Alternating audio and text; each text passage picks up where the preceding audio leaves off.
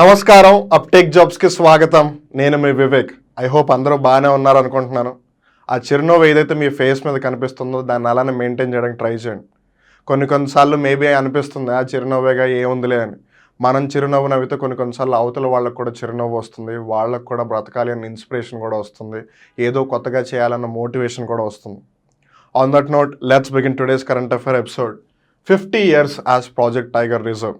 So ఇక్కడ మనం జాగ్రత్తగా గమనిస్తే పులుల సంరక్షణకి సంబంధించి ఏదైతే ప్రాజెక్ట్ టైగర్ రిజర్వ్ అనే అంశం ఉందో అది 50 సంవత్సరాలు పూర్తి చేసుకుంది. సో 50 సంవత్సరాలు పూర్తి చేసుకున్న ప్రాజెక్ట్ టైగర్ రిజర్వ్ ఏది అని మనం జాగ్రత్తగా గమనిస్తే బందీపూర్ టైగర్ రిజర్వ్ అనమాట. ఇంతకీ అసలు ఈ బందీపూర్ టైగర్ రిజర్వ్ అనేది ఎక్కడ ఉంది? మొట్టమొదటిసారిగా ఎప్పుడైతే ఈ ప్రాజెక్ట్ టైగర్ రిజర్వ్ అనే ప్రాజెక్ట్ని స్టార్ట్ చేశారో అప్పుడు కేవలం బందీపూర్ టైగర్ రిజర్వ్ ఒక్కటే ఉందా, లేదు ఇతర ఏమైనా టైగర్ రిజర్వ్లు కానీ నేషనల్ పార్కులు కానీ ఉన్నాయా? ఉంటే అవి ఏంటి, అవి ఎన్ని, అవి ఎక్కడెక్కడ ఉన్నాయి, అలానే దీనికి సంబంధించిన ముఖ్యమైన అంశాలన్నీ కూడా మనం ఈ వీడియోలో డిస్కస్ చేద్దాం. బట్ డీటెయిల్స్లోకి వెళ్లే ముందు ఈ వీడియో కింద ఒక గూగుల్ ఫామ్ లింక్ ఉంది. అప్టేక్ జాబ్స్కి సంబంధించి ఒకవేళ మీకు ఏదైనా డౌట్ ఉన్నట్టయితే ఆ గూగుల్ ఫామ్ లింక్లోకి వెళ్ళి మీ డీటెయిల్స్ని ఎంట్రీ చేసి మీ డౌట్ని అక్కడ చెప్తే అప్టేక్ జాబ్స్ యాపే మీకు కాల్ చేస్తుంది. లేదంటే మీరు 9133449696 ఈ నెంబర్కైనా కాల్ చేసి అప్టేక్ జాబ్స్తో మాట్లాడచ్చు. అలానే మీరు తెలంగాణ రాష్ట్రంలో ఉన్న, ఆంధ్రప్రదేశ్ రాష్ట్రంలో ఉన్న, మీరు ఏ గవర్నమెంట్ ఎగ్జామ్కి ప్రిపేర్ అవుతూ ఉన్నా ఈ గవర్నమెంట్ ఎగ్జామ్స్కి సంబంధించి ఏవైతే కోర్సెస్ ఉన్నాయో వాటి గురించి ఒక మళ్ళీ మీరు తెలుసుకోవాలి అనుకుంటే గూగుల్ ప్లే స్టోర్లోకి వెళ్ళి అప్టేక్ జాబ్స్ యాప్ని డౌన్లోడ్ చేసుకుని మీ ఫోన్లో ఇన్స్టాల్ చేసుకుని ఒకసారి కోర్సెస్ని చూడండి. బికాస్ ప్రతి కోర్సులో ప్రతి సబ్జెక్ట్కి సంబంధించి మొదటి 5 చాప్టర్లలో ఫస్ట్ వీడియో ఫ్రీగానే ఉంటుంది. సో మీరు అలా దగ్గర 30 గంటల ఫ్రీ కంటెంట్ని కూడా చూడొచ్చు. సో అదంతా చూసిన తర్వాత వీళ్ళు చెప్పేది నాకు అర్థమవుతుంది, ఇది నాకు యూజ్ అవుతుంది అని మీకు అనిపిస్తే అప్పుడు మీరు కోర్సును పర్చేస్ చేయండి. అలానే ఒకవేళ ఈ ఛానల్కి మీరు మొట్టమొదటిసారిగా వచ్చినట్టయితే ఛానల్ని సబ్స్క్రైబ్ చేసుకోండి. ఫస్ట్ అండ్ ఫార్మోస్ట్ అసలు మన ఈ ప్రాజెక్ట్ టైగర్ రిజర్వ్ అనే అంశం గురించి ఎందుకు చర్చించుకుంటున్నాము అంటే ఈ ప్రాజెక్ట్ స్టార్ట్ అయ్యి 50 సంవత్సరాలు పూర్తయింది అని. బట్ టు బీ స్పెసిఫిక్ చెప్పాలి అని అంటే recently Bandipur completed 50 years as project tiger reserve. So పులుల సంరక్షణకి సంబంధించి ప్రాజెక్ట్ టైగర్ రిజర్వ్ అని ఒక ప్రాజెక్ట్ని చేపట్టారు. దాంట్లో భాగంగా ఈ బందీపూర్ టైగర్ రిజర్వ్ ఏదైతే ఉందో అది 50 సంవత్సరాలు పూర్తి చేసుకుందనమాట. అందుకని మనం ఈ అంశం గురించి చర్చించుకుంటూ ఉన్నాం. చాలామంది కూడా సార్ దీని గురించి ఒక కరెంట్ అఫైర్ ఎపిసోడ్ చేయండి అని రిక్వెస్ట్ కూడా చేస్తూ ఉన్నారు. So thank you for letting us know that and I hope now you got your solution to that. So ఇక్కడ మీరు జాగ్రత్తగా గమనిస్తే this is the entrance for the Bandipur national park. And ఇక్కడ మన భారతదేశ జాతీయ జంతువు టైగర్ని గమనించవచ్చు. ఎంత ప్రైడ్గా ఉందో దాన్ని చూస్తే, దాని కళ్ళలోకి జాగ్రత్తగా చూస్తే 2 సెకండ్ల తర్వాత మెల్లిమెల్లిగా మీకు కూడా భయం స్టార్ట్ అవుతుంది. సో ఇప్పుడు దీనికి సంబంధించి మరిన్ని విషయాలు తెలుసుకోవడానికి ప్రయత్నిద్దాం. Bandipur was among the first 9 reserves to be brought under the flagship programme of project tiger in 1973. Indira Gandhi గారు భారతదేశానికి ప్రధానమంత్రిగా ఉన్నప్పుడు ఈ ప్రాజెక్ట్ని స్టార్ట్ చేశారు. ప్రాజెక్ట్ టైగర్ ఉంది, ప్రాజెక్ట్ టైగర్ రిజర్వ్ కూడా ఉంది, రెండు కొంచెం వేరు. ప్రాజెక్ట్ టైగర్ అనేది ఒక హోలిస్టిక్ ప్రోగ్రామ్ అనమాట పులుల యొక్క సంరక్షణకి సంబంధించి. కానీ పులులను సంరక్షించాలంటే ఆబ్వియస్లీ అవి అడవుల్లోనే ఎక్కడో తిరుగుతూ ఉంటాయి. ఆబ్వియస్లీ మన మెయిన్ రోడ్ల మీదను ఎక్కడో కాలనీ రోడ్లలో తిరగవు కదా అవి. సో అందుకని అవి ఎక్కడైతే తిరుగుతాయో అక్కడే వాటిని సంరక్షించాలి అని చెప్పి ప్రాజెక్ట్ టైగర్ రిజర్వ్ని స్టార్ట్ చేశారనమాట. సో ప్రాజెక్ట్ టైగర్లో భాగంగానే ప్రాజెక్ట్ టైగర్ రిజర్వ్ కూడా ఉంది. సో ఈ ప్రాజెక్ట్ టైగర్ రిజర్వ్ని స్టార్ట్ చేసినప్పుడు యాక్చువల్గా వాళ్ళు ఫస్ట్ 9 టైగర్ రిజర్వ్స్లో ఇది స్టార్ట్ చేశారు. అందులో ఒకటి బందీపూర్ టైగర్ రిజర్వ్ అనమాట. It included most areas that were already a protected area as Venugopal wild life park. So Venugopal wild life park అనేది ఏదైతే ఉందో ఆ ఏరియానే ఆల్మోస్ట్ వాళ్ళు బందీపూర్ నేషనల్ పార్క్ లేదు బందీపూర్ టైగర్ రిజర్వ్ కింద కన్సిడర్ చేసేశారు. It is situated in 2 contiguous districts which are Mysore and Chamarajanagar. Chamarajanagar maybe చాలా ఎక్కువ మందికి తెలియకపోవచ్చు, బట్ మైసూర్ గురించి చాలామంది వినే ఉండుంటారు. టిప్పు సుల్తాను, హైదర్ అలీ వీళ్ళ పేర్లు విన్నప్పుడల్లా మైసూర్ గుర్తొస్తుంది. హిస్టరీలో ఆంగ్లో మైసూర్ వార్ గురించి తెలుసుకుని ఉండుంటారు. అలానే దసరా అన్నప్పుడల్లా మైసూర్ ప్యాలెస్ గుర్తొస్తుంది, లేదా మైసూర్ గుర్తొస్తుంది. సో ఏదైతేనే మైసూర్ అనగానే అందరికీ తెలిసేది ఏంటిది, ఇది కర్ణాటకలో ఉంది అని. సో వితౌట్ డౌట్ మీరు గెస్ చేసింది కరెక్టే. ఈ బందీపూర్ టైగర్ రిజర్వ్ లేదా బందీపూర్ టైగర్ నేషనల్ పార్క్ ఎక్కడ ఉంది అని అంటే కర్ణాటక రాష్ట్రంలో ఉంది. And is located at the tri junction area of the states Karnataka, Tamil Nadu and Kerala. Now this is very important. మీరు ఒకసారి ఇక్కడ మ్యాప్లో జాగ్రత్తగా గమనించినట్టయితే ఇది బెంగళూరు. అఫ్కోర్స్ ఇప్పుడు బెంగళూరుని బెంగళూరు అని పిలుస్తున్నారు బికాస్ వాళ్ళు పేరు చేంజ్ చేస్తారు. అలానే బెంగళూరు నగరాన్ని స్థాపించింది హూ వాజ్ ద ఫౌండర్ అని గమనించినట్టయితే నాడప్రభు కెంపెగౌడ అనమాట. సో మీరు ఇక్కడ జాగ్రత్తగా గమనిస్తే ఇది చామరాజ్ నగర్, ఇది మైసూర్, రెండు పక్క పక్కనే ఉన్నాయి. సో ఈ ఏరియాలోనే ఆ బందిపూర్ ఉంది. అండ్ ఇదేమో తమిళనాడు అనమాట, ఇదేమో కర్ణాటక, ఇదేమో కేరళ. సో ఆ ట్రై జంక్షన్ ఏదైతే ఉందో అక్కడ ఉందన్నమాట ఈ Bandipur tiger reserve. The Bandipur Tiger Reserve is an important component of the country's first biosphere reserve, which is the Nilgiri Biosphere Reserve. ఇక్కడ మీకు ఇంకో ముఖ్యమైన విషయం తెలుస్తుంది, కాంపిటేటివ్ ఎగ్జామ్స్లో అడిగే అవకాశం కూడా ఉంది. ఏంటంటే మన భారతదేశంలోనే మొట్టమొదటి బయోస్పియర్ రిజర్వ్ ఏది అని అంటే అది నీలగిరి బయోస్పియర్ రిజర్వ్ అనమాట. ఇది ఎక్కడుంది? నీలగిరి హిల్స్ ప్రాంతం ఏదైతే ఉందో అక్కడ ఉంది. And the landscape spanning Bandipur, Nagarahole, Mudumalai and Wayanad complex is home not only to the large number of tigers in the country but is also to the largest Asian elephant population. Asian elephant అంటే ఏషియాలో ఉన్న ఎలిఫెంట్లని కాదు. మీరు మామూలుగా ఎలిఫెంట్స్ని జాగ్రత్తగా గమనిస్తే బేసిక్గా 2 టైప్స్ ఎలిఫెంట్స్ ఉన్నాయన్నమాట. ఒకటి ఆఫ్రికన్ ఎలిఫెంట్, ఇంకోటి Asian elephant. African elephant Asian elephant కన్నా కొంచెం పెద్దగా ఉంటుంది, భారీగా ఉంటుంది, ఎస్పెషల్లీ దాని యొక్క చెవులు చాలా వెడల్పుగా ఉంటాయి. ఏషియన్ ఎలిఫెంట్ కొంచెం చిన్నగా ఉంటుంది కంపేర్ టు దాట్. సో ఏదైతే ఈ ఏషియన్ ఎలిఫెంట్ పాపులేషన్ మన ఇండియాలోనే ఎక్కడ ఎక్కువగా ఉంది అని అంటే అది నీలగిరి బయోస్పియర్ రిజర్వ్లోనే ఉంది. ఈ నీలగిరి బయోస్పియర్ రిజర్వ్ ఏరియా లోపలే ఈ బందిపూర్ టైగర్ రిజర్వ్ కూడా ఉంది, అండ్ దట్స్ వెరీ ఇంపార్టెంట్. అలానే మనం ఇక్కడ జాగ్రత్తగా గమనిస్తే ఈ నాగరహోలే అనేది కర్ణాటకలో ఉంది, ముదుమలాయ్ అనేది తమిళనాడులో ఉంది, అలానే వయనాడ్ అనేది కేరళలో ఉంది. ఈ విషయం కూడా జాగ్రత్తగా గుర్తుపెట్టుకోండి. అలానే ఇక్కడ మీరు ఏషియన్ ఎలిఫెంట్స్ని గమనించవచ్చు. రీసెంట్గా ఎలిఫెంట్స్కి సంబంధించి మన భారతదేశం గర్వించదగ్గ ఒక సంఘటన చోటు చేసుకుంది. ఏంటిది? ఎలిఫెంట్ విస్పరర్స్ అని ఒక డాక్యుమెంటరీకి ఆస్కర్ వచ్చింది. I hope you do remember that. ఒకసారి వీలైతే కనుక నెట్ఫ్లిక్స్ ఏదైతే ఓటీటీ యాప్ ఉందో ఆ యాప్లోకి వెళ్ళి ఆ ఎలిఫెంట్ విస్పరర్స్ అనే డాక్యుమెంటరీని ఖచ్చితంగా చూడండి. Now let's try to talk about the most awaited one, which is the Project Tiger. The government passed the Wildlife Protection Act in 1972. ఇది చాలా మందికి ఆల్రెడీ తెలిసిందే. సో ఎవరికైతే తెలియదో లేదు కాంపిటేటివ్ ఎగ్జామ్స్ దృష్ట్యా వైల్డ్ లైఫ్ ప్రొటెక్షన్ యాక్ట్ అనేది ఎప్పుడు పాస్ అయింది అని అడిగితే కనుక 1972లో పాస్ అయింది.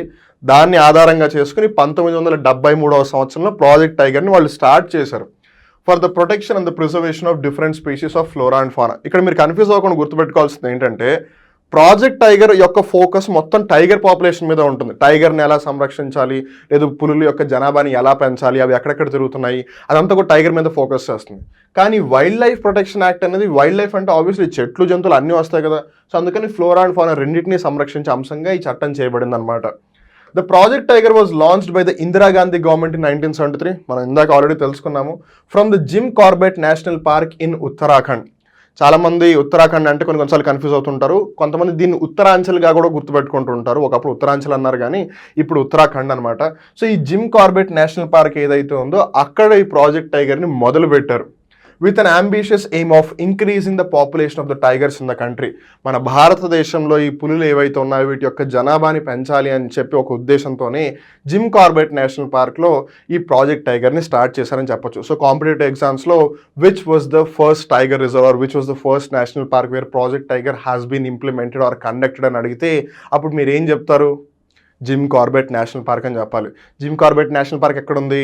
ఉత్తరాఖండ్లో ఉంది. ఉత్తరాఖండ్ రాష్ట్రం యొక్క రాజధాని ఏంటిది? Dehradun. The initial reserves covered under Project Tiger were the Jim Corbett, Manas, Ranthambore, Simlipal, Bandipur, Palamau, Sundarbans, Melghat and Kanha national parks. మనం ఇందాక బిగినింగ్ ఆఫ్ ద డిస్కషన్లో తెలుసుకుందాం, మీకు గుర్తుందా? మొత్తం 9 నేషనల్ పార్క్స్ లేదంటే టైగర్ రిజర్వ్స్ని వాళ్ళు ఎంపిక చేశారు. అందులో ఒకటి బందిపూర్ అని. సో ఆ మిగతావి ఏంటని మనకి ఇక్కడ తెలుస్తూ ఉంది. ఏంటివి అని జాగ్రత్తగా గమనిస్తే ఫస్ట్ది Jim Corbett, in fact project tiger అక్కడే స్టార్ట్ చేసిన ఆ విషయం మనకు ఆల్రెడీ తెలుసు. రెండవది వచ్చేసి మానస్, మూడవది రణథంబోర్, 4 సిమ్లిపాల్, 5 బందిపూర్, 6 పలమావు, 7 సుందర్బన్స్, 8 మేల్ఘాట్, 9 కాన్హా. ఇక్కడ మీరు ఇప్పుడు జాగ్రత్తగా ఫోకస్ చేయాల్సింది ఏంటంటే ఇవి ఫస్ట్ కాబట్టి ప్రాజెక్ట్ టైగర్ రిజర్వ్ 50 సంవత్సరాలు పూర్తి చేసుకుంది కాబట్టి ఇవి ఏ రాష్ట్రాల్లో ఉన్నాయని అడిగే అవకాశం కూడా చాలా ఎక్కువగా ఉంది. సో ఇప్పుడు మనం దాని మీద ఫోకస్ చేద్దాం. So Jim Corbett national park ఎక్కడ ఉందని మనకు ఆల్రెడీ తెలిసిపోయింది, ఉత్తరాఖండ్ రాష్ట్రంలో ఉంది. So no doubt about that. Next వచ్చేసి మానస్ టైగర్ రిజర్వ్ లేదు మానస్ వైల్డ్ లైఫ్ శాంచురీ. ఇది ఎక్కడుంది అని అంటే అస్సాం రాష్ట్రంలో ఉంది. నెక్స్ట్ వచ్చేసి రణథంబోర్, కొంతమంది రణథంబోర్ అంటారు, కొంతమంది రణథంబోర్ అంటారు, కంగారు పడాల్సిందేం లేదు. ఇది రాజస్థాన్ రాష్ట్రంలో ఉంది. తర్వాత వచ్చేసి సిమ్లిపాల్, ఇది ఒడిషా రాష్ట్రంలో ఉంది. నెక్స్ట్ వచ్చేసి బందిపూర్, కర్ణాటక రాష్ట్రంలో ఉంది. యాక్చువల్లీ మనం దాని గురించి డిస్కస్ చేస్తున్నాము. తర్వాత పలమావు, ఇది జార్ఖండ్ రాష్ట్రంలో ఉంది. తర్వాత వచ్చేసి సుందర్బన్స్, ఇది పశ్చిమ బెంగాల్ అంటే వెస్ట్ బెంగాల్ స్టేట్లో ఉంది. చాలామందికి తెలియని ఒక ముఖ్యమైన విషయం ఏంటంటే సుందర్బన్స్ ఏదైతే రీజియన్ ఉందో, సుందర్బన్స్ డెల్టా ఏదైతే ఉందో అది మన ఇండియాలో ఉన్న పశ్చిమ బెంగాల్ వెస్ట్ బెంగాల్ స్టేట్లో కూడా ఉంది, అలానే బంగ్లాదేశ్ దేశంలో కూడా ఉంది. In fact majority of the area is in Bangladesh. కాకపోతే మన పశ్చిమ బెంగాల్ రాష్ట్రంలో కూడా ఉంది కాబట్టి మనం దాన్ని అదే పేరుతో పిలుస్తూ ఉన్నాము. సో ఆ విషయం జాగ్రత్తగా గుర్తుపెట్టుకోండి. So Sundarbans is a deltaic region and Sundarbans is world's largest delta region అనమాట, అది కూడా గుర్తుపెట్టుకోండి. అలానే మేల్ఘాట్ ఇది మహారాష్ట్రలో ఉంది. నెక్స్ట్ వచ్చేసి కాన్హా ఇది మధ్యప్రదేశ్లో ఉంది. So these were the 9 tiger reserves where the project tiger or project tiger reserve has been implemented for the first time. అంటే మొట్టమొదటిసారి వాళ్ళు లాంచ్ చేసినప్పుడు ఈ 9 జాతీయ పార్కులను వాళ్ళు స్టార్ట్ చేశారనమాట. ఇప్పుడు మనం టైగర్ రిజర్వ్స్ గురించి కొన్ని విషయాలు తెలుసుకోవడానికి ప్రయత్నిద్దాం. From the 9 tiger reserves since its formative years, అంటే ఎప్పుడైతే స్టార్ట్ చేశారో దాన్ని ఎప్పుడు ఫార్మటివ్ ఇయర్స్ అంటారు. చాలాసార్లు మీరు ఎస్పెషల్లీ ఎడ్యుకేషన్కి సంబంధించి విద్యకి సంబంధించి గమనించినట్టయితే ఆర్టికల్స్లో ఫార్మటివ్ ఇయర్స్ ఆఫ్ ఎడ్యుకేషన్ అంటారు. అంటే మీ చిన్నప్పుడు ఏదైతే ఎడ్యుకేషన్ ఉంటుందో దాన్ని అనమాట, LKG UKG first second third క్లాస్లో ఏవైతే ఉంటారో దాన్ని ఫార్మటివ్ ఎడ్యుకేషన్ అని అంటారు. జాగ్రత్తగా గుర్తుపెట్టుకోండి. So the project tiger coverage has increase to 54 at present. So start అయినప్పుడు ఓన్లీ 9 టైగర్ రిజర్వ్స్ ఉంటాయి, ఇప్పుడు అవి 54 అయ్యాయి. So clearly it tells that the project tiger is being growing in stature. దాని మీద ఫోకస్, దాని మీద ఎఫర్ట్స్ చాలా ఎక్కువగా పెడతాం మనకు క్లియర్గా తెలుస్తుంది. The tiger reserves are constituted on a core and a buffer strategy. ఇది మీరు చాలా జాగ్రత్తగా అర్థం చేసుకోవాలి, బికాస్ దీని మీద ఆధారం చేసుకుని క్వశ్చన్స్ అడిగే అవకాశం కూడా ఉంది. Core areas have the legal status of a national park or a sanctuary, whereas buffer or peripheral areas are a mix of forest and non-forest land managed as a multiple use area. మీరు ఒకవేళ ఇక్కడ జాగ్రత్తగా గమనిస్తే ఈ picture ఇంకా క్లియర్గా తెలిసిపోతుంది. ఈ గ్రీన్ జోన్ మొత్తం ఏదైతే ఉందో that would be considered as a tiger reserve. So పులులను సంరక్షించడానికి అది మొత్తం ఏరియా అనమాట. కానీ పులులు మొత్తం ఏరియా అంత తిరగవు కదా, అవి మేజర్గా ఒక ఏరియాలో ఉంటాయి. అప్పుడప్పుడు ఆకలి వేసిందనో లేదో దాహం వేసిందనో అలా అలా తిరుగుతూ ఉంటాయి, అంతే కదా. సో ఇప్పుడు మీరు ఇక్కడ జాగ్రత్తగా గమనిస్తే ఈ ఆరెంజ్ ఏరియాస్ ఏవైతే ఉన్నాయో అవి కోర్ ఏరియాస్ అనమాట. అంటే అక్కడ పులులు ఎక్కువగా కనిపించే అవకాశం ఉంది అని దాని యొక్క అర్థం. వేరాజ్ ఈ గ్రీన్ కలర్లో మీరు ఏదైతే చూస్తున్నారో దాన్ని బఫర్ కానీ పెరిఫరల్ ఏరియా కానీ అని అంటారు. పెరిఫరల్ అంటే ఆనుకుని లేదు కొంచెం పక్కగా ఉన్నది అని అర్థం, లేదు బఫర్ అంటే కొంచెం ఎక్కువగా ఉంది అని అర్థం. సో ఈ కోర్ ఏరియాకి ఇది కొంచెం ఎక్స్ట్రా స్పేస్ ఇస్తుంది కదా. ఉదాహరణకు ఒకవేళ ఇక్కడ అందరు మనుషులు ఉన్నారనుకోండి, సో ఇప్పుడు ఇక్కడ ఈ పుల్లు డైరెక్ట్ ఇక్కడ రాకుండా ఇక్కడ కొంచెం ఏరియా ఉంది, సో దట్ అది ఇక్కడ తిరుగుతుంది. సో అలా దాన్ని బఫర్ ఏరియా కింద క్రియేట్ చేస్తారు. సో ఎప్పుడు పులులు ఎక్కువగా కోర్ ఏరియాలో, అది దాని యొక్క ముఖ్య భాగం, మెయిన్ ల్యాండ్ అనమాట, అక్కడ తిరుగుతూ ఉంటుంది. సో కొన్నిసార్లు ఇలా తిరుగుతూ ఉంటాయి. సో అది ఎప్పుడు ఆరో మార్క్తో డినోట్ చేస్తారు. ఆరో మార్క్ అంటే ఏంటి, అది అటువైపుగా కదులుతోంది అని. ఈవెన్ మీరు రీసెంట్గా పుష్ప 2 యొక్క టీజర్ని జాగ్రత్తగా గమనించినట్టయితే నైట్ విజన్ కెమెరాస్ అని ఒక అంశం బయటకు వచ్చింది, దాని మీద డిస్కషన్ ఎక్కువగా జరుగుతూ ఉంటుంది. సో ఆ నైట్ విజన్ కెమెరాలు అవ్వచ్చు, కొన్నిసార్లు టైగర్స్ యొక్క ఫుట్ ప్రింట్స్ అవ్వచ్చు, వాటిని ఆధారంగా చేసుకుని ఆ పులులు ఎటువైపుగా కదులుతున్నాయి, అసలు ఎన్ని పులులు ఉన్నాయని వాళ్ళు కౌంట్ చేస్తారనమాట. ఎలా అయితే మన ఫింగర్ ప్రింట్లు యునిక్, అంటే నాకున్న ఫింగర్ ప్రింట్ మీకుండదు, మీకున్నది నాకుండదు ఆబ్వియస్గా, అలా ప్రపంచంలో ఎవరికి ఉండదు. అలానే పులుల యొక్క ఫుట్ ప్రింట్స్ కూడా యూనిక్గా ఉంటాయి అనమాట. ఒక పులికి ఉన్న ఫుట్ ప్రింట్ ఇంకో పులికి ఉండదు.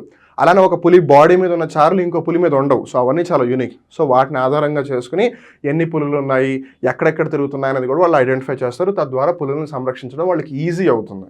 సో ప్రాజెక్ట్ టైగర్ రిజర్వ్కి సంబంధించి విషయాలన్నీ తెలుసుకున్నారనుకుంటున్నాను. ఈ వీడియోని ఇక్కడ దాకా చూసినందుకు థ్యాంక్ యూ సో మచ్. అలానే ఒకవేళ ఈ ఛానల్ని మీరు ఇప్పటివరకు సబ్స్క్రైబ్ చేసుకోకపోయినట్లయితే సబ్స్క్రైబ్ చేసుకోవాల్సిందిగా విజ్ఞప్తి చేస్తున్నాము. అలానే ఒకవేళ ఈ వీడియో మీకు నచ్చినట్టయితే వీడియోని లైక్ చేయండి. ఇది ఇంకో 10 మందికి తెలిస్తే బాగుంటుంది అనిపిస్తే ఈ వీడియోని షేర్ చేయండి. ఈ వీడియోకి సంబంధించి ఒకవేళ మీరేదన్నా ఫీడ్బ్యాక్ కానీ ఒపీనియన్ కానీ ఇవ్వాలి అని అనుకుంటే కింద హ్యాపీగా కామెంట్ చేసి చెప్పండి.